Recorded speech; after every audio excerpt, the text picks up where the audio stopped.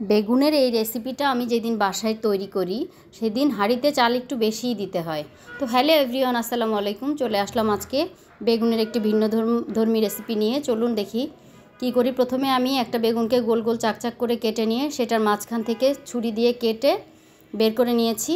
আর সেই রাউন্ড করা যে বেগুনের ইয়েটা সেটাকে হলুদ লবণ মরিচের গুঁড়া দিয়ে মাখিয়ে রেখেছি।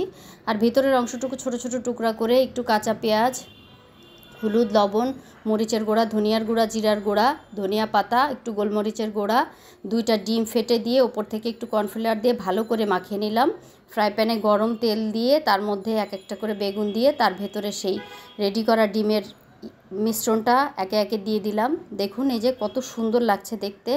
একে একে সবগুলা বেগুনের মধ্যে আমি মিশ্রণটা দিয়ে দিলাম।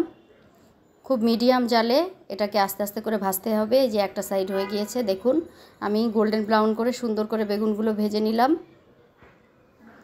একে একে সবগুলা সুন্দরভাবে উল্টিয়ে দিলাম। এই যে হয়ে গেছে আমার বেগুনের অন্যরকম ভাজা। খুবই মজা, এটা দিয়ে অসাধারণ লাগে ভাত খেতে। সবাই ভালো থাকবেন, ধন্যবাদ।